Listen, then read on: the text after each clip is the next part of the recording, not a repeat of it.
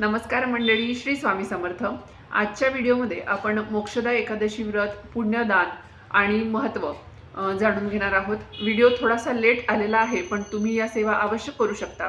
मोक्षदा एकादशीचे व्रत 2025 मध्ये 1 डिसेंबर रोजी आहे, म्हणजेच आज आहे।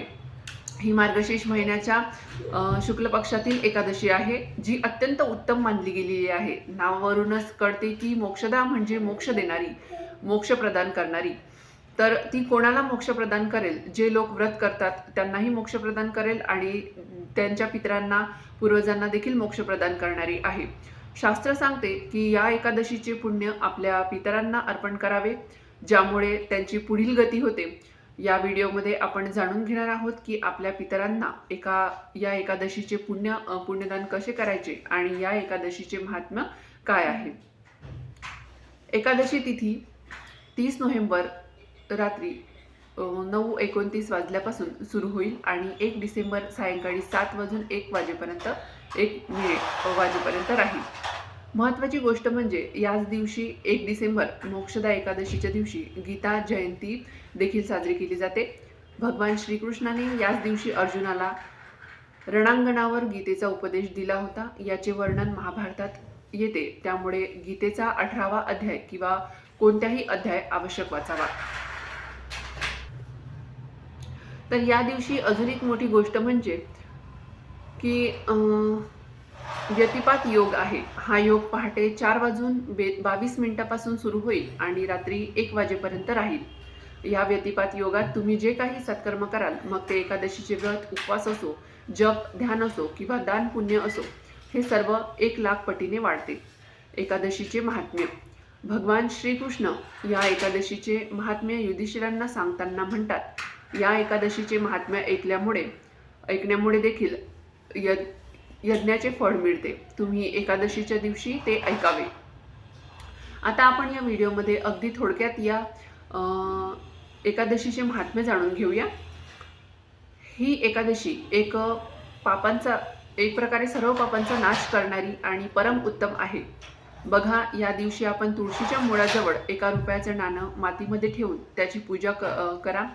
तसेच संध्याकाळी तुळशीला तुपाचा दिवा आवश्यक लावा। या दिव्यामध्ये चिमूटभर हळद देखील टाकावी।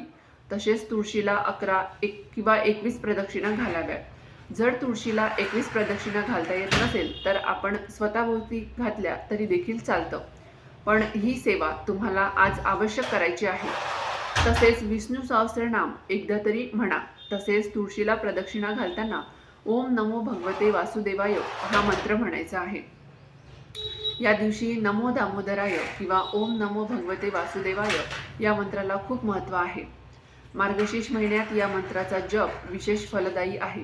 गोविंद गोविंद हरे मुरारी, गोविंद गोविंद मुकुंद कृष्णा हे कीर्तन फक्त ऐकल्याने श्रीमद भागवत वाचण्याचे पुण्य मिळते।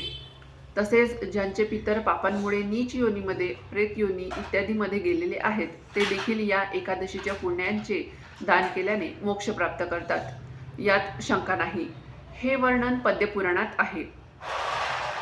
जर याचा संबंध जोडला तर गरुड पुराणात याचा उल्लेख आहे की ज्या कुटुंबातील पितर प्रेत योनीमध्ये किंवा अधो योनीमध्ये असतात, ते आपल्या कुळाला त्रास देतात। जर कोणाच्या घरात असे काही होत असेल तर त्यांनी या एकादशीचे व्रत, उपवास नक्की करावा किंवा उपवास व्रत करणे शक्य नसेल तर त्यांनी दान सेवा या अवश्य कराव्या। आचरण शुद्ध ठेवावे। भगवान श्रीकृष्ण युधिष्ठिरांना एक कथा सांगतात। वैखानस नावाच्या राजाने स्वप्नात पाहिले की त्याचे पितर नरकात पडले आहेत, रडत आहेत आणि मुक्तीची याचना करत आहेत।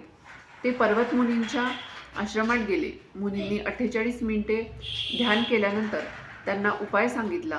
हे राजा, मार्गशीर्ष महिन्याच्या शुक्ल पक्षातील मोक्षदा एकादशीचे व्रत कर आणि व्रताचे पुण्य आपल्या पितरांना अर्पण कर। राजाने तसेच केले आणि त्यांच्या पितरांचा उद्धार झाला।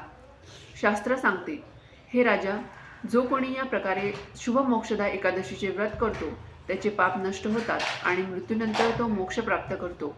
त्यामुळे हे एकादशी नावाप्रमाणेच व्रत करणाऱ्यांना, सेवा करणाऱ्यांना आणि त्यांच्या पितरांना मोक्ष देते।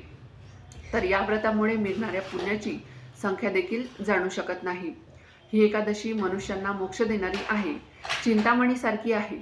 चिंतामणी म्हणजे अशी वस्तू म्हणी आहे जिच्यासमोर तुम्ही प्रार्थना केल्यास ती प्रार्थना ती तुमची इच्छा पूर्ण करते, जसे कामधेनू गाय. त्यामुळे कोणत्याही शास्त्रानुसार इष्टवस्तूची इच्छा धरून तुम्ही हे व्रत केल्यास ती इच्छा पूर्ण होते. बघा, या एकादशीला गायीची सेवा देखील करायची आहे.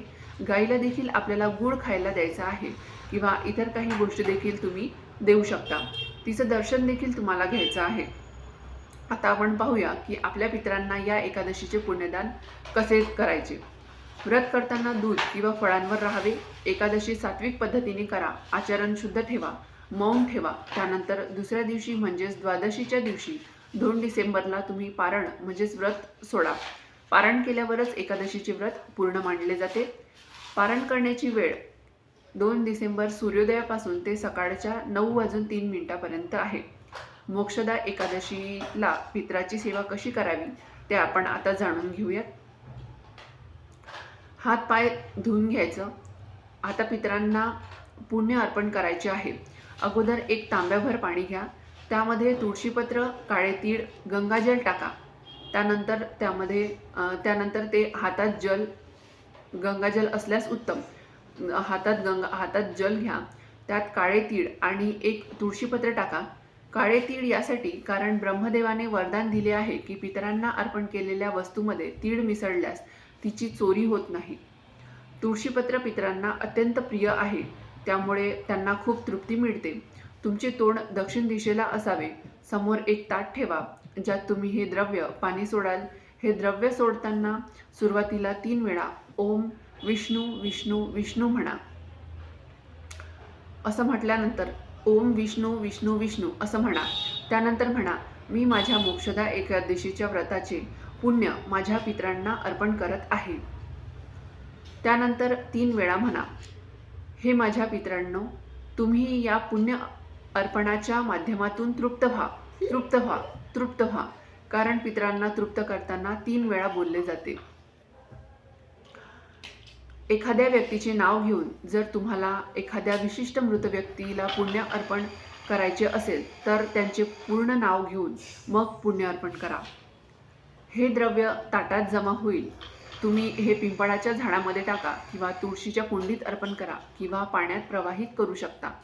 असे पुण्य अर्पण करून तुम्ही आपल्या पितरांना तृप्त करू शकता. तुम्ही तुमच्या एकादशीचे पुण्य पितरांना दिले तर जितके दान कराल तेवढे ते नेहमी वाढते. हे असे पुण्य आहे की तुम्ही जितके दान कराल तितके ते तुमच्याजवळ वाढत जाईल. तरी या मोक्षदा एकादशीला भगवान विष्णूंची जेवढी सेवा करता येईल तेवढी सेवा करा. भगवान विष्णूंना देखील अभिषेक घाला.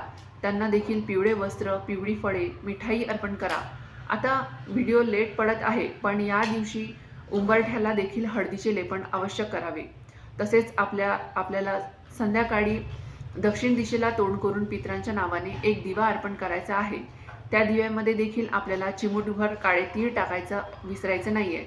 तो दिवा लावताना पितरांचे स्मरण देखील आवश्यक करावे. तसेच शक्य असेल तर तुम्ही पिंपळाच्या झाडाला देखील एक दिवा लावून पिंपळाच्या झाडाला 11 वेळा प्रदक्षिणा घालू शकता.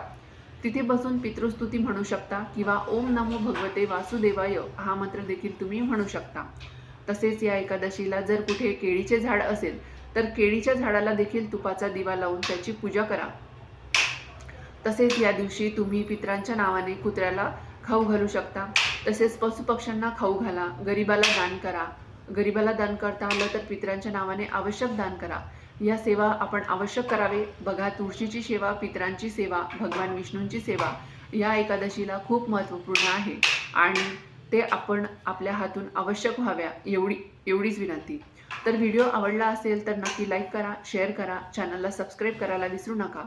व्हिडिओ शेवटपर्यंत पाहिल्याबद्दल अगदी मनापासून धन्यवाद. श्री स्वामी समर्थ. जय जय स्वामी समर्थ.